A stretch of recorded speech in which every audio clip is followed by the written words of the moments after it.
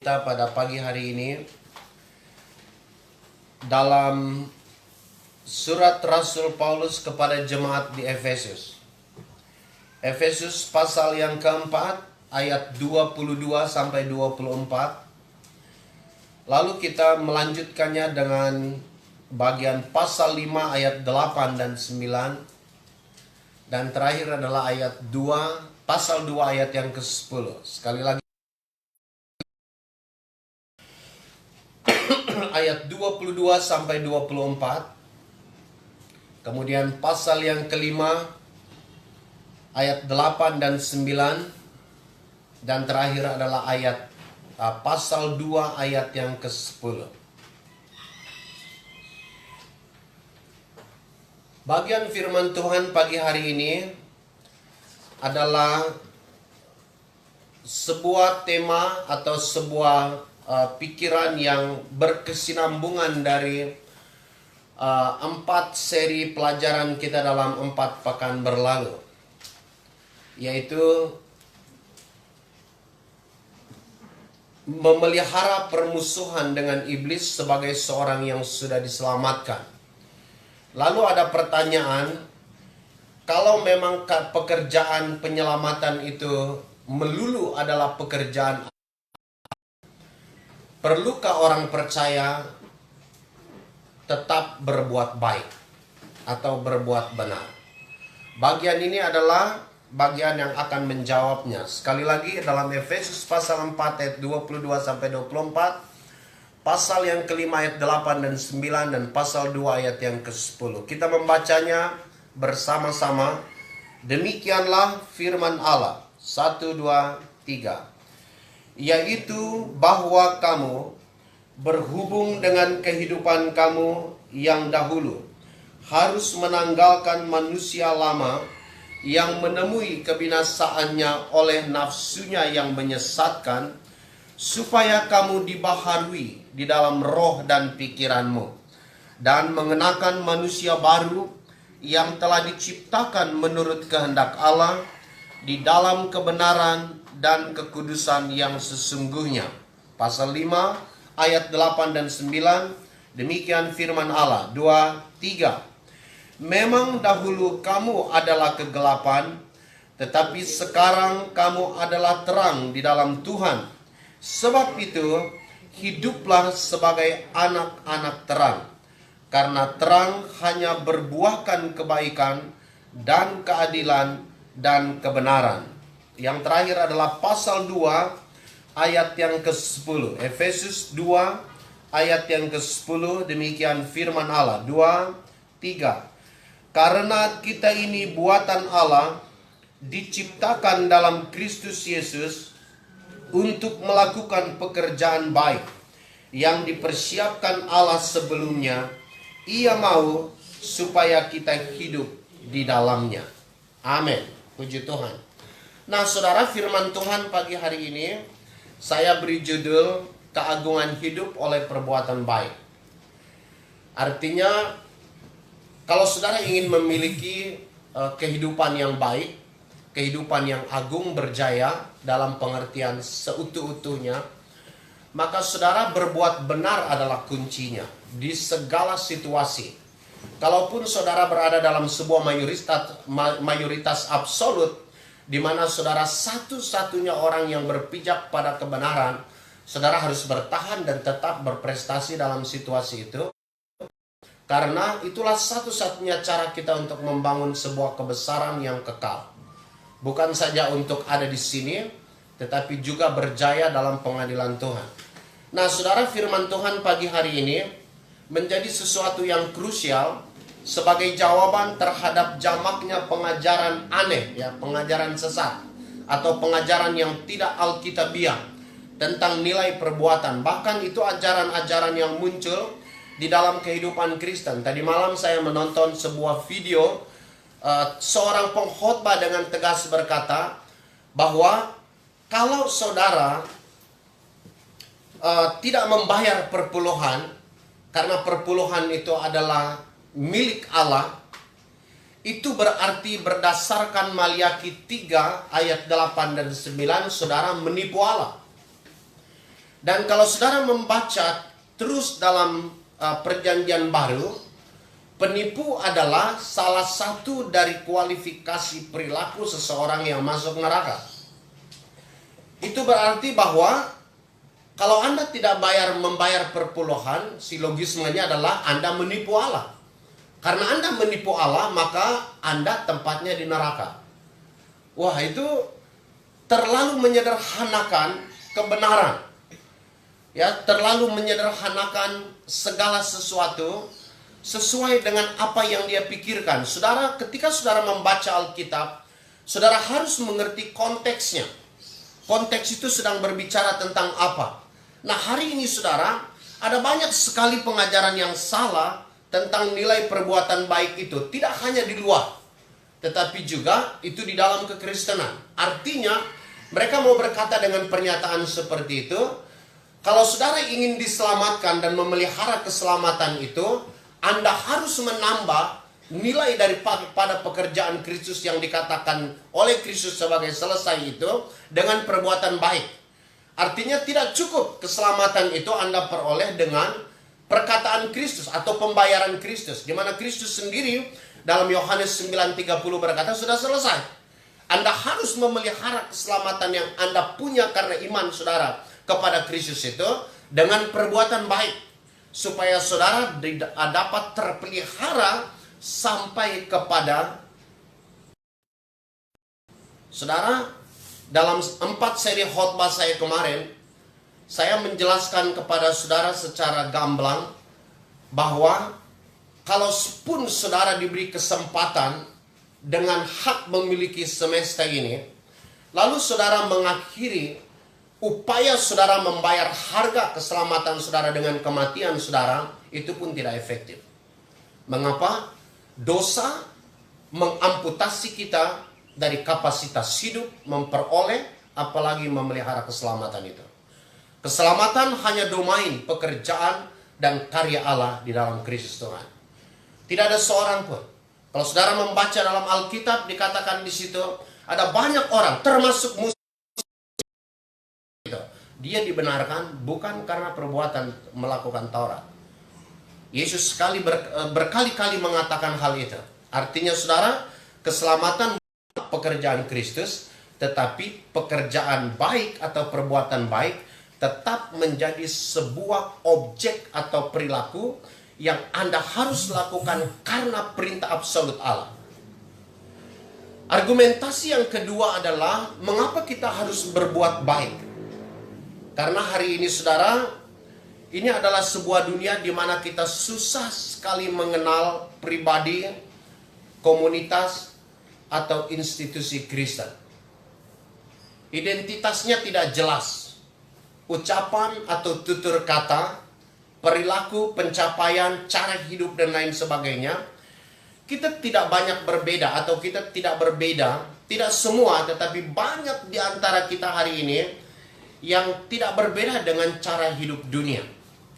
Padahal saudara tahu, perbuatan baik itu adalah cara kita mendemonstrasikan, pertama adalah kemuliaan diri atau batin, manusia batinia kita yang terkonek kepada Allah sebagai sumber dari eksistensi kita.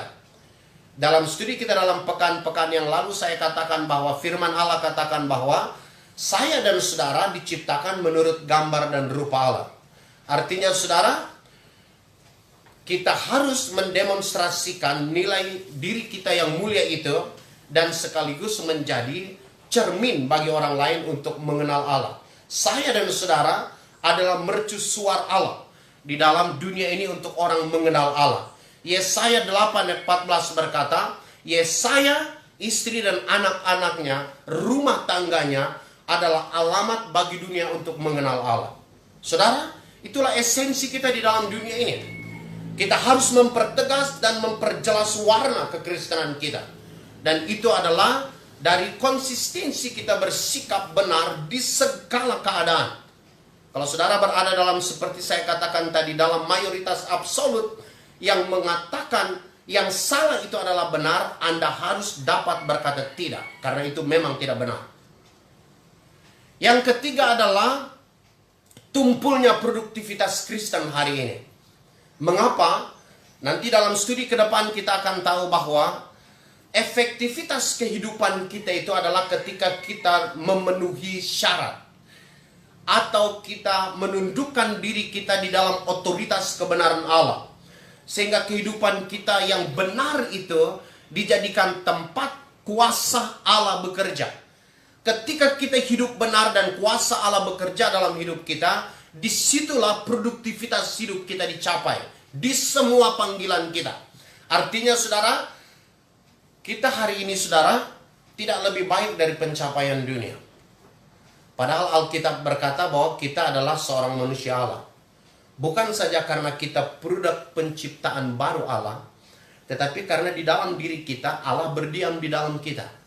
Alkitab berkata dalam 1 Korintus 3 ayat 16-17 dan pasal 6 ayat 19-20 dan seterusnya, Roh Kudus dikatakan sebagai Allah, pribadi Allah yang hadir dan mendiami kita, bukan saja untuk memeteraikan kita sebagai bukti kekekalan legal kepemilikan Allah atas hidup kita, Efesus 1 ayat 13, tetapi ia ada di situ untuk menjadikan dirinya sumber kuasa bagi kita. Tetapi saudara, kenapa pencapaian kita tidak lebih banyak, tidak lebih baik, dan tidak lebih banyak dari orang yang tidak percaya Allah? Perbuatan baik menolong kita untuk hidup di dalam kapasitas ilahi ini.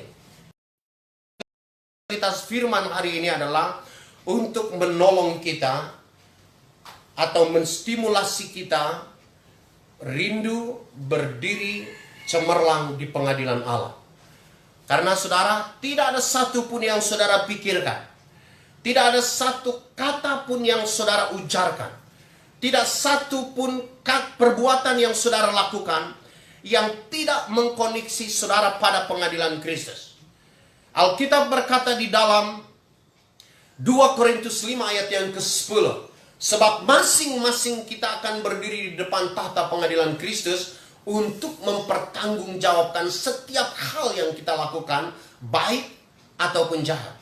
Artinya saudara, di pengadilan itu memang saudara tidak akan dipersoalkan kedudukan saudara sebagai anak Allah, sebagai seorang ahli waris dari kerajaan Allah. Tetapi saudara, perbuatan baik akan berbicara kepada kita apakah saudara seorang yang memiliki etika dan kesantunan, yang seorang yang tahu berterima kasih atas korban Kalvari Kristus Tuhan bagi kita. Kiranya saudara, prinsip-prinsip ini akan menolong kita untuk memacu diri kita hidup di dalam kebenaran Tuhan. Nah, kenapa hal-hal ini bisa menjadi nihil dalam kehidupan Kristen? Saya kira itu adalah akumulasi terhadap gagal fahamnya kita terhadap nilai kebenaran atau nilai perbuatan baik itu. Artinya kenapa ada penyesatan? Kenapa ada kerabunan atau kekaburan identitas kita dalam sosial kita hari ini? Kenapa kehidupan kita tidak seproduktif idealisme ilahi dalam penciptaan kita? Atau apakah kita memiliki keberanian menghadap tahta pengadilan Tuhan hari ini? Saudara, Anda harus memiliki konsep yang benar terhadap perbuatan baik itu. Karena konsep yang benar menjadi dasar dari sebuah perilaku. Menurut Alkitab, apakah nilai perbuatan baik itu? Nah saudara, dari teks yang kita baca tadi, yang pertama Efesus 4 ayat 22-24, kemudian pasal 5 ayat 8 dan 9, kemudian pasal 2 ayat yang ke-10, kita dapat simpulkan itu adalah bahwa perbuatan baik itu adalah konsekuensi logis dari keluhuran manusia batinia kita. Atau dengan lain perkataan, perbuatan baik itu adalah akibat yang logis dari hakikat kita sebagai seorang benar Allah. Perhatikan saudara dalam ayat yang ke-22. Di situ dikatakan bahwa oleh iman percaya kita kepada Kristus, kita telah menanggalkan manusia lama. Lalu dalam ayat yang ke-23 dikatakan bahwa lalu kita diperbaharui. Kelahiran baru membawa kita kepada pembaharuan seluruh eksistensi kita. Yaitu tubuh, jiwa, dan roh kita diperbaharui. Dikatakan di situ diperbaharui di dalam roh dan pikiranmu. Itu adalah sesuatu yang memang kita tidak dapat lihat dan tidak dapat kita kalkulasi. Tetapi Alkitab berkata di dalam Injil Yohanes pasal yang ketiga ayat 3, 5 dan 7 dikatakan bahwa itu adalah sebuah pekerjaan faktual dari Roh Kudus. Ketika kita percaya kepada Kristus, Ia melahirbarukan kita. Nah, setelah itu saudara, kita menjadi seorang ciptaan baru, dikatakan di situ, dan mengenakan manusia baru yang telah diciptakan menurut kehendak Allah di dalam kebenaran dan kekudusan. Artinya, ketika saudara percaya Kristus, ampunan daripada Allah, maka kedudukan kita hari ini adalah seorang benar dan seorang kudus Allah. Dalam ayat yang ke-24. Sebagai seorang yang dibenarkan oleh Allah akibat dari kelahiran baru itu saudara, pasal 5 ayat 8-9 berkata seperti ini. Memang dahulu kamu adalah kegelapan. Itu yang tadi kita tanggalkan. Manusia lama sudah kita tanggalkan. Tetapi kemudian dikatakan, tetapi sekarang kamu adalah terang di dalam Tuhan. Sebab itu hiduplah sebagai anak-anak terang. Jadi saudara, perintah Allah untuk kita hidup di dalam terang. Perintah Allah untuk kita hidup di dalam kebenaran dan kekudusan itu adalah sebuah perintah untuk menghidupkan keadaan batiniah kita yang tidak nampak secara kasat mata. Itu adalah perintah Allah untuk menghidupkan hakikat kita sebagai seorang benar Allah. Bukan saja untuk kepentingan proklamasi atau identifikasi. Tapi saudara, ayat yang ke-9 berkata, karena terang hanya berbuah kebaikan dan keadilan dan kebenaran. Kalau saudara berpikir saudara ingin berbuat sesuatu yang baik, lalu itu menghadirkan promosi, kemanfaatan, berkat bagi orang lain. Kalau esensi perbuatan itu bukan merupakan kebenaran dan kekudusan, ia tidak menghasilkan apa-apa. Itu yang dimaksudkan oleh ayat 9 ini. Karena kebenaran, keadilan, dan kasih itu hanya bisa dihasilkan oleh tindakan yang berintikan hal yang sama. Itu sebabnya saudara, dalam pasal yang kedua, ayat yang ke-10 tadi dikatakan bahwa kita ini ciptaan baru Allah di dalam Kristus untuk mengerjakan perbuatan-perbuatan yang baik. Jadi saudara, yang pertama, nilai daripada perbuatan baik Kristen itu adalah bahwa ia merupakan konsekuensi logis dari hidup kita sebagai seorang benar. Saya sering berkali menggambarkan, kenapa saya berbusana seperti ini. Umumnya para laki-laki berbusana seperti ini. Karena umumnya pria berpakaian seperti ini. Saya tidak pakai long dress. Dan saya tidak pakai aksesoris wanita. Saya tidak memakai gincu atau anting di telinga saya dan seterusnya. Mengapa? Karena itu bukan kelaziman dari seorang pria. Saya berpakaian seperti ini adalah konsekuensi logis, akibat yang masuk akal dari keadaan saya, hakikat saya, natur saya sebagai seorang benar. Jadi saudara, perbuatan baik Kristen seharusnya ia adalah sesuatu yang mengalir dari keadaan manusia batinnya kita. Nah saudara, menarik sekali ketika kita mempelajari pokok ini di dalam Alkitab secara komprehensif, yaitu hal kebenaran kita. Dalam Alkitab dikatakan bahwa kebenaran itu memiliki beberapa fase yang harus dijalani oleh seorang percaya secara ideal, secara sehat, ya, secara progres. Yang pertama adalah dalam ayat 22, 23, 24 tadi itu bisa kita simpulkan dalam sebuah kata, yaitu bahwa kita adalah orang benar secara posisi. Artinya kebenaran itu atau kebaikan hidup kita itu kita kategorikan yang pertama itu adalah kebenaran posisi. Apa arti kebenaran posisi? Kebenaran posisi adalah kedudukan seseorang dinyatakan sebagai benar waktu dia percaya kepada Kristus. Kita harus tahu kalau saudara membaca mundur sedikit dari bagian ini ke pasal 3 ayat 1 sampai 3 dikatakan bahwa kita ini dulu adalah orang mati. Ya, kita ini adalah orang yang melawan Tuhan dan seterusnya. Tetapi saudara, anugerah Allah oleh iman percaya kita kepada Kristus, kita dilahirbarukan. Kata dilahirbarukan itu saudara dalam Injil Yohanes 3 ayat 3, 5 dan 7 itu diterjemahkan dari sebuah kata Yunani, genete anote. Terjemahan literal sederhananya adalah dilahirkan dari atas. Sebuah kata yang menggambarkan tindakan pembaharuan dari Allah secara spiritual, secara rohani, menyangkut totalitas jiwa kita. Pikiran, perasaan, kehendak kita dan lain sebagainya waktu kita percaya kepada Kristus. Artinya saudara, tabiat kita yang adalah seorang berdosa dulunya itu, begitu kita percaya kepada Kristus itu dibuang. Yesaya, meskipun dosamu merah seperti kermisi, Allah sucikan engkau menjadi putih seperti salju. Lalu ia menempatkan di dalam diri kita apa yang dikatakan tadi, genete anoten, pekerjaan dari atas ke bawah, menempatkan di dalam kita karakternya. Gambar dan rupa Allah itu diperbaharui kembali menjadi keadaan kita. Nah, waktu itu saudara, waktu saudara percaya kepada Kristus itu, secara yudisial dalam aturan dan hukum Allah, dalam pengadilan Allah, kita yang tadi berdosa oleh iman percaya kita kepada Kristus dinyatakan sebagai orang benar Allah.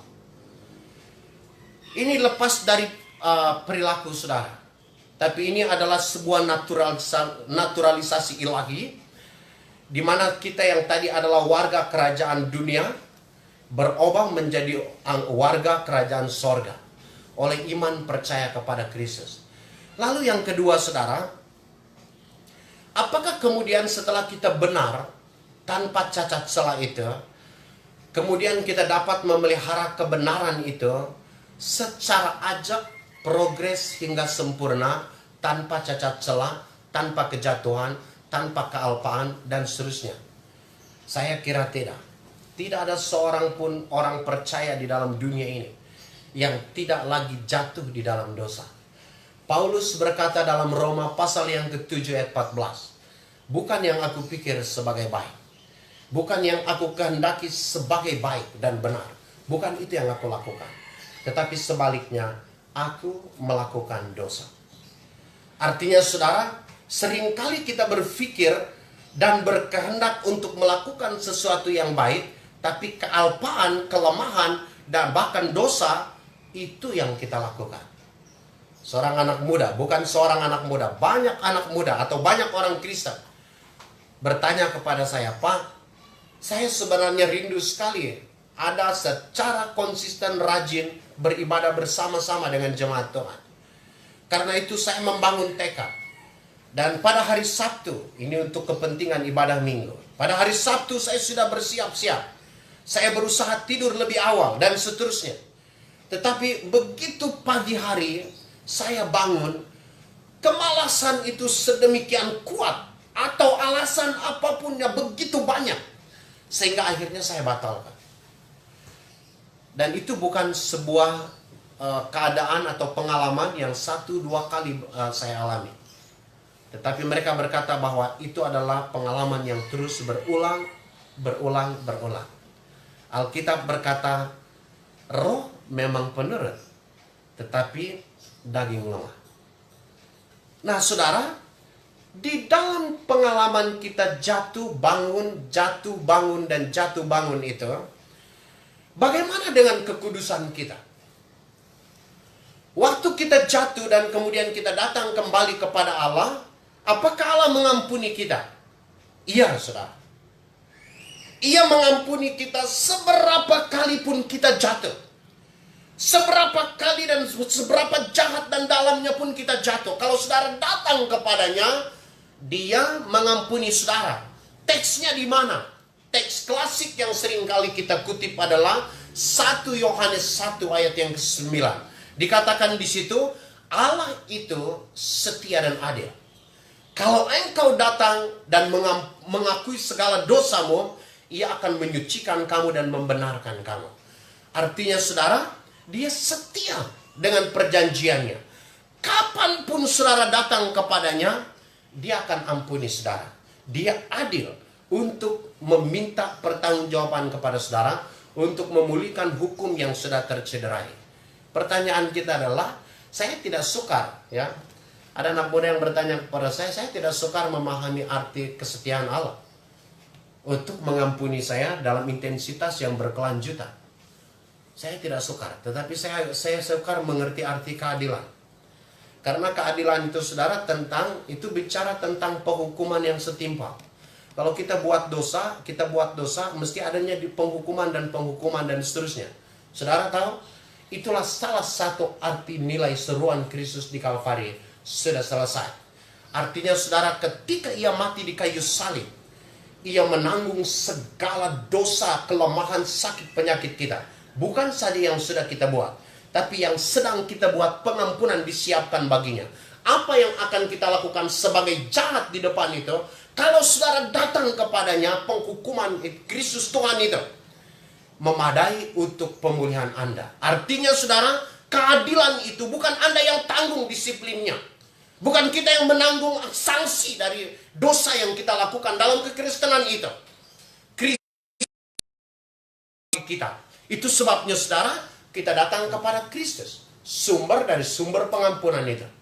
Nah saudara, ketika kita berada di dalam proses ini, yaitu mengalami pembenaran dalam pengalaman Kristen kita, ini yang disebut dengan kebenaran secara pengalaman atau secara progres. Setiap hari ketika saudara jatuh, saudara datang kepada Allah. Tapi jangan seperti keledai. Ya. Jangan lebih bodoh dari keledai. Keledai tidak jatuh ke dalam lubang yang sama, kata firman. Tapi seringkali kita jatuh dalam dosa yang sama. Jatuh di dalam kelemahan yang sama. Lebih dungu dari keledai. Seorang Kristen yang diperbaharui akal, yang budi pekertinya diperbaharui oleh karena kehadiran pikiran dan budi pekerti Allah dalam hidupnya, seharusnya saudara, dia memiliki ketajaman intuisi, ketajaman kepekaan, ketajaman sikap hidup yang selalu melawan dosa. Sehingga saudara, tentu kita akan jatuh. Tapi saudara, berjuanglah untuk tidak jatuh di dosa yang sama. Dan jangan secara sengaja untuk jatuh di dalam dosa. Sebab ketika kita ada begitu, bukan saja kita gagal dalam pertumbuhan progres kita, tapi kita mendukakan Roh Kudus yang sedang ada di dalam diri kita. Nah saudara, yang ketiga dari tingkat kekudusan ini atau kebenaran diri ini disebut dengan kebenaran secara sempurna. Saudara, proyeksi penebusan Kristus Tuhan bagi kita memang bukan hanya sekedar kita hidup di dalam segala kelimpahannya, Yohanes 10 ayat 10b. Tapi saudara, dalam Roma pasal yang ke-8 ayat 29, Alkitab berkata, sasaran akhir penebusan Kristus Tuhan bagi kita itu adalah menjadi segambar dengan anaknya. Jadi kita akan diarahkan atau dipimpin oleh Allah di dalam proses kebenaran ini sampai kita sama seperti Kristus. Sama dalam pengertian, tinggal di dalam kekudusan Allah yang sempurna. Kapan itu terjadi? Waktu saudara, itu terjadi ketika Kristus Tuhan datang kedua kali. 1 Tesalonika pasal 4 ayat 13 sampai ayat yang ke-17 bercerita tentang hal itu. Bahwa kita yang mati atau keluarga kita yang mati duluan atau meninggal dunia terlebih dahulu tidak akan selamanya ada di situ. Karena dikatakan di situ pada saat sangkakala Allah yang terakhir berbunyi. Saat anak Allah datang di atas awan-awan. Yang pertama-tama dibuat oleh Kristus Tuhan adalah membangkitkan setiap saudara kita yang sudah meninggal dunia terlebih dahulu. Lalu mengubah tubuh fana itu menjadi tubuh kemuliaan. Lalu kita yang masih hidup ini saudara, dalam sekejap mata pula diubah oleh Tuhan ke dalam keadaan yang sempurna. Lalu kita diangkat menyongsong Tuhan ke angkasa. Naik berjumpa dengan dia di awan-awan. Lalu dia bawa kita ke sorga. Nah, pada saat itulah saudara, kita berada dalam keadaan secitra dengan Kristus. Tidak lagi tunduk pada kelemahan. Tidak lagi tunduk kepada ruang dan waktu ini. Sesuai dengan natur tubuh Kristus, tubuh kebangkitan Kristus, demikianlah nanti kita akan berada di dalam kesempurnaan kekudusan itu. Dan semua kebenaran yang saya katakan ini saudara, tergaransi di dalam Kristus Tuhan, yang telah mendemonstrasikan kebenaran itu terlebih dahulu di dalam performanya. Ketika ia mati, bangkit, dan hidup kembali, naik ke sorga. Hari Kamis sebentar ini, lusa ini, tanggal 21 kita akan memperingati hari kenaikannya ke sorga. Sebagai sebuah catatan sejarah, bahwa ia benar-benar tidak berasal dari Bethlehem atau Nazaret. Itu hanya tempat dia menyatakan dirinya. Dan dia naik ke sorga sesuai dengan pernyataannya di dalam Injil Yohanes 1 ayat 18. Tidak ada seorang pun yang pernah dapat melihat Allah, kecuali dia yang datang dari sorga, yang duduk di pangkuan Bapa. Dialah Kristus Tuhan. Nah, saudara tahu? Menjadi sama dalam keadaan Kristus Tuhan yang tidak tunduk kepada ruang dan waktu, yang tidak tunduk pada kelemahan, sakit, penyakit, dan kematian ini, itulah proyeksi hidup saya dan saudara di dalam Kristus. Itu namanya kekudusan secara sempurna. Jadi saudara, perbuatan benar seorang percaya adalah konsekuensi dari natur kita sebagai seorang benar, yang diciptakan untuk kekekalan. Jadi bukan untuk hal-hal yang sementara, bukan untuk memperoleh keselamatan ataupun memelihara keselamatan. Tidak, saudara. Ya. Kita semua diproyeksikan untuk ada di kekekalan secara utuh, tubuh, jiwa, roh kita. Jadi kadang-kadang kita harus mengoreksi istilah-istilah yang berseliweran di antara kita orang percaya. Kita seringkali berkata bahwa ini tempat peristirahatan terakhir waktu kita mengebumikan jenazah orang-orang yang kita kasihi. Saudara, itu bukan tempat yang terakhir. Itu hanya terminal antara saja. Sekali waktu Tuhan akan datang kasih bangun dia. Apakah jasad itu sudah bersatu dengan tanah ini? Itu bukan urusan kita. Ya. Kedaulatan Tuhan telah mengidentifikasinya dengan penebusan. Kejeliannya akan mengidentifikasi tubuh tertebus itu akan terlihat, kita lihat dalam kejeliannya ketika ia melintasi Mesir. Setiap rumah yang dioles dengan darah pada ambang pintu dan kedua tiang pintunya dilewati oleh Yahweh. Ia tidak singgah di situ dan membinasakan sulung dari rumah itu. Mengapa? Ada cap darah di situ. Setiap tubuh kekasih-kekasih kita yang sudah dikuburkan itu, saudara, di situ ada cap darah Tuhan. Tuhan akan membangunkan mereka pada waktunya. Saya dalam sebuah perjalanan pelayanan, setelah menempuh penerbangan kurang lebih 2,5 jam, lalu saya naik kendaraan darat, naik mobil, karena zaman itu belum begitu baik sarana transportasi. Jadi kita naik kendaraan angkutan umum yang sejenis kijang itu. Kursi depan dan kursi belakangnya itu, saudara, itu berbeda harga. Jadi karena perjalanan itu akan ditempuh kurang lebih 12 jam, jadi saya memilih kursi di tengah, di belakang driver, ya, di belakang supir. Nah, lalu semua kita merasa asing dengan satu dengan yang lain di dalam itu. Tapi kemudian saya agak merasa ada teman gitu, karena ada seorang wanita setengah bayar dengan tampilan yang modis, dengan kalung salib yang besar. Dia datang dekat, dia duduk di depan saya, ya, depan saya. Ini ada teman cerita ini saya gitu. Tapi kemudian saya mendengar dia bercerita dengan temannya rupa di sampingnya. Rupa mereka saling mengenal, saudara. Cerita. Lama-lama awalnya itu ceritanya ya biasalah. Bagaimana kabar kamu, suami, anak-anak dan seterusnya. Lalu mereka mulai bergerak ke pekerjaan. Lalu dalam rangka apa kamu di sini dan apa yang kamu lakukan. Singkat cerita, saudara, saya kemudian menjadi agak menyendengkan telinga saya, memastikan bahwa apa yang saya dengar ini benar. Gitu. Karena apa, saudara? Dari penuturan mereka dengan tidak rasa malu. Semua orang di dalam kendaraan itu mendengar mereka bercerita. Gitu. Mereka terang-terang bercerita tentang bisnis mereka. Bisnis mereka adalah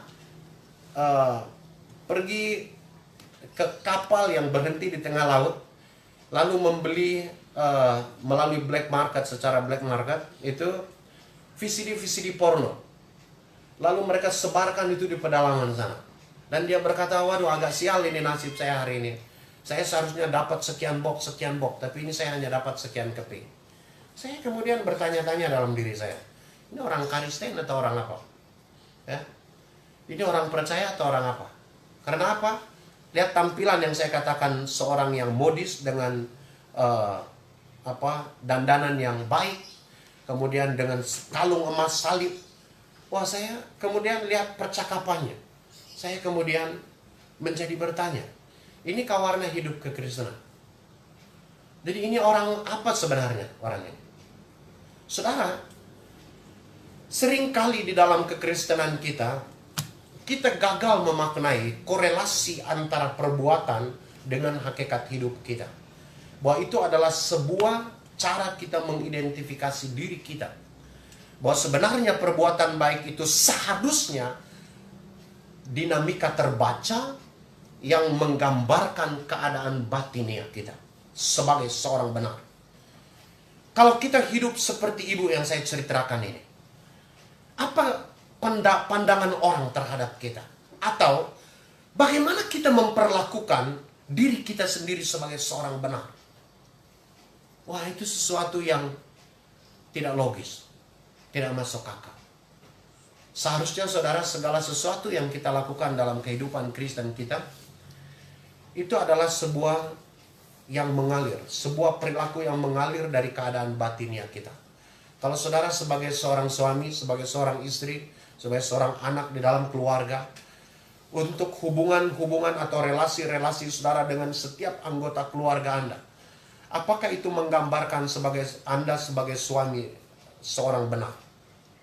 Apakah Anda seorang istri yang adalah seorang benar Allah? Setiap hal yang saudara buat, dari tutur kata saudara, dari sikap saudara, ketika saudara berada di dalam institusi di mana saudara berada, membangun hubungan-hubungan dalam hubungan industrial, bagaimana saudara sebagai pimpinan di sebuah perusahaan? Apakah perilaku yang baik, kasih, hormat, dan seterusnya, tanpa pandang muka dan seterusnya itu menjadi warna perilaku saudara?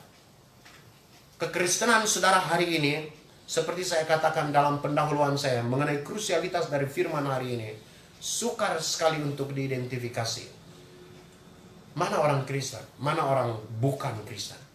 Mana orang yang mengenal Allah, mana orang yang tidak mengenal Allah. Mana orang yang terinjeksi oleh kasih dan pemeliharaan Allah, dan mana yang tidak. Karena perilaku kita, banyak di antara kita, oh saudara, tidak menggambarkan keadaan batinnya kita. Termasuk di gereja. Saya seringkali mengikuti pertemuan organisasi. Bahkan sampai di skala nasional. Orang-orang terdidik, orang-orang tua, ya, tidak dapat mempertanggungjawabkan perilaku organisasinya. Dalam keputusan-keputusan aturan yang bersifat hukum yang mengikat, atau terhadap keuangan, terhadap moral, dan lain sebagainya. Saudara, ini waktu bagi kita untuk berbenah. Kalau kita merindukan intervensi Allah untuk Indonesia, kalau kita mau merindukan intervensi Allah untuk kebangunan rohani dalam gereja, basisnya hanya kehidupan yang benar. Karena Alkitab berkata dalam Injil Matius pasal yang ke-6 ayat yang ke-9, orang yang pasal 5 ayat yang ke-6 dikatakan di situ bahwa orang benarlah yang dapat melihat Allah. Jadi saudara, rindukan atau doronglah diri kita untuk bertutur benar, berpikir benar, berperilaku benar. Karena kita adalah seorang benar yang sudah dibenarkan oleh Allah oleh penebusan Kristus Tuhan bagi kita. Amin. Amin. Saudara, seperti biasa kita akan mengakhiri ibadah kita bersama dengan kita berdoa bersama. Kita berdoa untuk hidup kita, keluarga kita, orang-orang percaya di Indonesia ini, supaya kita menjadi pribadi dan komunitas yang berada di garda depan dalam demonstrasi kebenaran. Supaya kita menjadi seorang dan komunitas yang berada di dalam sikap-sikap proaktif untuk melawan segala kejahatan, segala manipulasi, dan lain sebagainya. Kita mau supaya gereja hidup di dalam kebenaran, bukan saja karena menjadi alasan Allah bekerja dalam hidup kita, tapi karena kita memang orang benar. Kalau Anda pelajar, apakah orang mengenal Anda karena perilaku Anda atau hanya karena Anda berpredikat pelajar? Kalau Anda sebagai seorang karyawan atau seorang pimpinan perusahaan atau apapun pekerjaan profesi Anda, apakah prestasi-prestasi dan perilaku Anda di dalam panggilan saudara itu yang mengidentifikasi diri Anda atau cuma klaim verbal? Firman Tuhan hari ini menolong kita